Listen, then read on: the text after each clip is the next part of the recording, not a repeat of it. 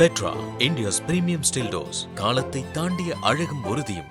அண்மையில் முன்னாள் அமைச்சர் ஏவா வேலுவுக்கு சொந்தமான இடங்களில் லஞ்ச ஒழிப்புத்துறையினர் ரெய்டு நடத்தினர். பின்னர் திருவண்ணாமலையில் முன்னாள் நகர்மன்ற தலைவர் ரா. ஸ்ரீதரன் வீட்டிலும் அதிரடி சோதனை நடைபெற்றது. அடுத்தடுத்து திமுக பிரமுகர்கள் விசாரணை வளையத்திற்குள் கொண்டுவரப்பட்டனர். இந்நிலையில் திமுக முன்னாள் அமைச்சரும் குன்னம் தொகுதி எம்எல்ஏவுமான சிவசங்கருக்கு மத்திய குற்றப்பிரிவு போலீசார் சம்மன் அனுப்பியுள்ளனர்.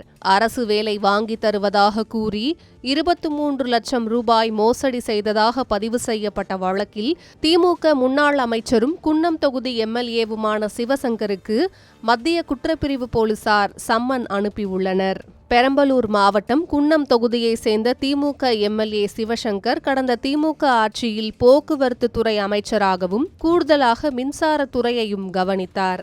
இந்நிலையில் முன்னாள் அமைச்சர் சிவசங்கர் தனது மகனுக்கு போக்குவரத்து துறையில் அரசு வேலை வாங்கி தருவதாக கூறி 23 லட்சம் ரூபாய் பெற்றுக்கொண்டு ஏமாற்றியதாக ஓய்வு பெற்ற போலீஸ் அதிகாரி ஒருவர் சென்னை காவல் ஆணையரகத்தில் புகார் அளித்திருந்தார்.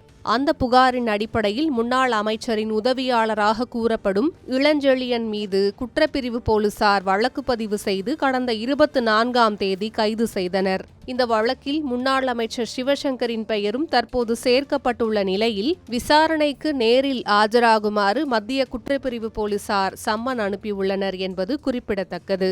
இவ்வாறு தமிழகத்தில் திமுக பிரமுகர்கள் மீது தொடர் நடவடிக்கைகள் எடுக்கப்பட்டு வருவது அரசியல் வட்டாரத்தில் பரபரப்பை ஏற்படுத்தியிருக்கிறது.